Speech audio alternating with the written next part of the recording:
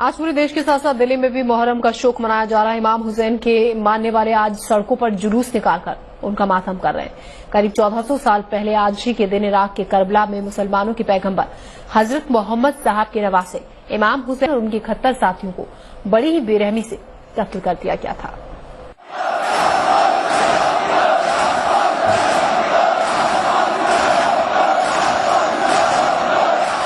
इमाम हुसैन की शहादत के शोक में आज के दिन दुनिया भर में शोक मनाया जाता है।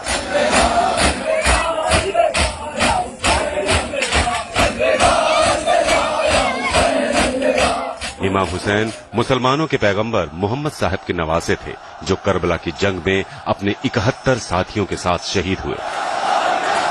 मुहर्रम क्या है और इसे क्यों मनाया जाता है, इसके लिए हमें तारीख के उस हिस्से में जाना होगा जब मोहम्मद साहब की मौत के बाद इस्लाम में खिलाफत का दौर आया, यानी खलीफा का राज था।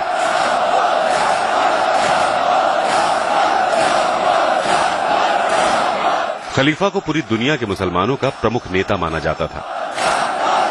पैगंबर मोहम्मद साहब के गुजर जाने के बाद लोग आपस में तय करते थे कि उनका खलीफा कौन होगा, मगर कुछ लोग तलवार के दम पर इस ओहदे को हासिल करना चाहते थे। उन्हीं में से एक था सीरियाई सुल्तान यजीद इब्न माविया, जिसने खुद को मुसलमानों का खलीफा घोषित कर दिया और लोगों पर इस्लाम के नाम पर जुल्म ढाने लगा। और जब इमाम हुसैन ने इसका विरोध किया तो यजीद ने फरमान जारी करके पैगंबर मोहम्मद साहब के नवासे पर समर्थन और रजामंदी का दबाव बनाया और कहा, अगर हुसैन राजी न हुए तो उनका सिर कलम कर दिया जाएगा। मगर इमाम हुसैन ने कहा, मैं एक पापी, बेईमान और खुदा रसूल को ना मानने वाले यजीद इब्न माविया का आदेश नहीं मान सकता। इसके बाद सऊदी अरब में अपने वतन मदीना को छोड़कर इमाम हुसैन हज के लिए मक्का चले गए, मगर यहां भी यजीद ने अपने सैनिकों को श्रद्धालु बनाकर उनका कत्ल करने के लिए भेज दिया। क्योंकि मक्का में खून खराबा हराम है, लिहाजा जैसे इस बात का पता इमाम हुसैन को चला तो उन्होंने अपने परिवार और करीबियों के साथ मक्का छोड़ दिया, मगर यजीद की फौज ने उन्हें इराक के करबला में घेर लिया। सन 680 ईस्वी में उर्दू कैलेंडर के पहले महीने मुहर्रम की 2 तारीख को इमाम हुसैन करबला में थे और यहाँ उन्होंने यजीद और उनकी सेना को इस्लाम के सही मायने समझाने की बहुत कोशिश की, मगर वो ताकत और दौलत के नशे में इस कदर चूर था कि नहीं माना और उसने इमाम हुसैन को अल्टीमेटम दिया कि या तो वो यजीदी की खिलाफत का समर्थन करें या जंग करें। हुसैन जंग नहीं करना चाहते थे क्योंकि उन्हें अपने नाना मोहम्मद साहब से ये सीख मिली थी कि इस्लाम जंग का नहीं, मोहब्बत का नाम है। यजीद ने इमाम हुसैन पर दबाव बनाने के लिए उन पर नहर से पानी लेने की पाबंदी लगा दी, जिससे हुसैन के कुनबे में मौजूद छोटे छोटे बच्चे और बूढ़े और औरतें प्यास से तड़प उठे। 3 दिनों तक उन्हें भूखा प्यासा रखा गया और उसी हालत में जबरन जंग करने के लिए मजबूर किया गया। तब इमाम हुसैन ने यजीद से खुदा की इबादत की एक रात मांगी, जिसे आशुरा की रात कहा जाता है, जिसके बाद मुहर्रम की 10 तारीख को करबला की जंग हुई। एक तरफ यजीद की करीब 1 लाख की फौज थी तो वहीं दूसरी तरफ इमाम हुसैन के कुनबे में सिर्फ 72 ऐसे लोग थे जो जंग में शामिल हो सकते थे। बाकी या तो महिलाएं थीं, बच्चे थे या बीमार थे। इमाम हुसैन और उनके तमाम 71 साथियों को बड़ी बेरहमी से कत्ल करके उनके सरों को जिस्म से अलग कर दिया गया। यजीद के 1 लाख के लश्कर ने जिन 72 लोगों को मारा, उनमें 6 महीने के बच्चे अली असगर के साथ साथ कम उम्र के बच्चे और बूढ़े भी थे, जिसके बाद उनके खेमों को जला दिया गया।